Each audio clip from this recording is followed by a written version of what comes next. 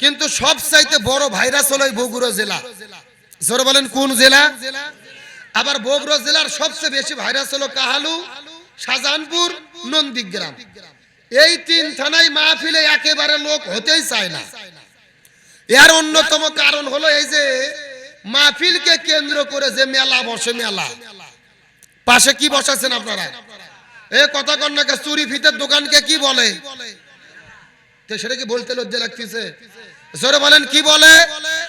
এখন মেলা যেখানে থাকে ওখানে তো শোভা হওয়ার কথা না, কারণ শয়তান তো আপনাকে ঠেলবে। শয়তান তো বসে নাই ওই প্যান্ডেলের মধ্যে। যত লোক ঘোরাফেরা করতেছে আমার মনে বলে সবাই যদি বসতো এই প্যান্ডেলে জায়গায় হতো না। কতক্ষণ ঠিক কিনা? এক ভাইরাস হলো ওই মেলা। আবার আর এক সমস্যা হলো ওই যে খিচুড়ি যেখানে রান্না করতেছে ওখানে অন্তত 100 লোক আড্ডা মারতেছে। মানে ওদের মাহফিল কিন্তু উদ্দেশ্য না, ওরা চিন্তা করতেছে এই পোলা কখন রান্না হবে, কখন মোনাজাত হবে, তারপরে খাইয়া যে বাড়ি ছুটবে। কথা যদি ঠিক বলি তাহলে একটু জোরে ঠিক বলেন, আরো জোরে বলেন ঠিক, আরো জোরে কোন ঠিক, আরো আস্তে বলেন ঠিক। তাহলে এত কিছুর মধ্যে ওয়াজ ভালো করা কিন্তু খুবই কঠিন। প্রত্যেকটা বাড়ি বাড়ি দেখবেন বিটি জামাই ভাইরা বিয়ে বিয়েন একেবারে ভরে গেছে, শোয়ারই জায়গা নেই।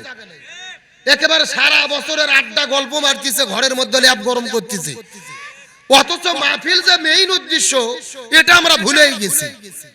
সিরন তাইয়িবান মুবারাকান ফিহি। চিৎকার করে বলেন আমরা প্রশংসা আদায় করলাম কার? আর জোরে বলেন কার? প্রশংসা পাওয়ার একমাত্র যোগ্য মালিক কে? ইবাদত করব কার?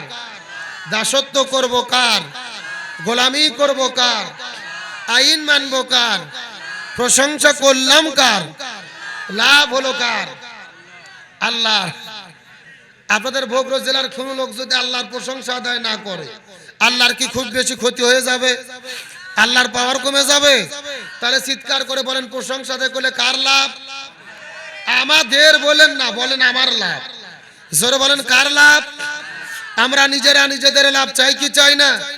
খুশি হয়ে চিৎকার করে বলতেছে আলহামদুলিল্লাহ।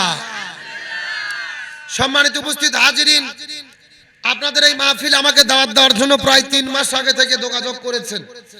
এই যে আমার প্রিয় ভাই আব্দুল হান্নান ভাই, নাকি নাম আব্দুল হামিদ ভাই, তারপর আপনাদের গ্রামের যুবক ছেলে পেলে যোগাযোগ করে আমার থেকে ডেট নেওয়ার পরে বিশাল বড় বড় পোস্টার, প্রচার, মাইকিং, আজকের এত সুন্দর বিশাল আয়োজন, যতটুকু প্যান্ডেল আপনারা করেছেন, আশেপাশে যত মানুষ আছে, মেলার মধ্যে যত লোক ঘোরাফেরা করতেছে, সমস্ত মানুষ যদি এই মাহফিলে আসতো এখানে কি বসার জায়গা হতো? এখানে সবাইকে আসতে পেরেছে? আল্লাহ যাদেরকে কবুল করেছে তারাই এখানে আসতে পেরেছে। কথা বলেন ঠিক কিনা? আর আমাদের বাংলাদেশের মধ্যে আপনাদের দোয়ায় আমি কম বেশি 64টা জেলায় যাই, সফর করি, কিন্তু সবচাইতে বড় ভাইরাস হলো বগুড়া জেলা। জোরে বলেন কোন জেলা? আবার বগুড়া জেলার সবচেয়ে বেশি ভাইরাস হলো কাহালু, শাহজাহানপুর, নন্দীগ্রাম। এই তিন থানায় মাহফিলে একেবারে লোক হতেই চায় না। এর অন্যতম কারণ হলো এই যে মাহফিলকে কেন্দ্র করে যে মেলা বসে, মেলা পাশে কি বসাছেন আপনারা? এই কথা কন্যাকে চুরি ফিতের দোকানকে কি বলে? সেটা কি বলতে লজ্জা লাগতেছে? জোরে বলেন কি বলে? এখন মেলা যেখানে থাকে ওখানে তো শোভা হওয়ার কথা না, কারণ শয়তান তো আপনাকে ঠেলবে। শয়তান তো বসে নাই ওই প্যান্ডেলের মধ্যে। যত লোক ঘোরাফেরা করতেছে আমার মনে বলে সবাই যদি বসতো এই প্যান্ডেলে জায়গায় হতো না। কতক্ষণ ঠিক কিনা? এক ভাইরাস হলো ওই মেলা। আবার আর এক সমস্যা হলো ওই যে খিচুড়ি যেখানে রান্না করতেছে ওখানে অন্তত 100 লোক আড্ডা মারতেছে। মানে ওদের মাহফিল কিন্তু উদ্দেশ্য না, ওরা চিন্তা করতেছে এই পোলা কখন রান্না হবে, কখন মোনাজাত হবে, তারপরে খাইয়া যে বাড়ি ছুটবে। কথা যদি ঠিক বলি তাহলে একটু জোরে ঠিক বলেন, আরো জোরে বলেন ঠিক, আরো জোরে কোন ঠিক, আরো আস্তে বলেন ঠিক। তাহলে এত কিছুর মধ্যে ওয়াজ ভালো করা কিন্তু খুবই কঠিন। প্রত্যেকটা বাড়ি বাড়ি দেখবেন বিটি জামাই ভাইরা বিয়ে বিয়েন একেবারে ভরে গেছে, শোয়ারই জায়গা নেই। একেবারে সারা বছরের আড্ডা গল্প মারতেছে, ঘরের মধ্যে ল্যাব গরম করতেছে। অথচ মাহফিল যে মেইন উদ্দেশ্য এটা আমরা ভুলেই গেছি। এজন্য আমি অনুরোধ করে বলবো, ভাইরা যারা ঘোরাফেরা করতেছে, যুবকদেরকে বলতে চাই, এ যুবকেরা, জীবনে বহু রাত্রি পার করেছো ফ্রি ফায়ার গেম খেলে, বহু রাত্রি পার করেছো মেসেঞ্জারে চ্যাটিং করে, আজকে কোরআনের মহব্বতে একটা ঘন্টা মাহফিলে বসে দাও, তোমাদের নসিব খুলে যাবে। কথা কোন ঠিক কিনা? আমরা দোয়া করে আল্লাহদেরকে আসার এবং বসার মতো তৌফিক দিক, বলেন আমিন। আচ্ছা বলেন তো দেখি, কেন আজকে কোরআনের মাহফিল না হয়ে যদি মুমতাজের কনসার্ট হইতো?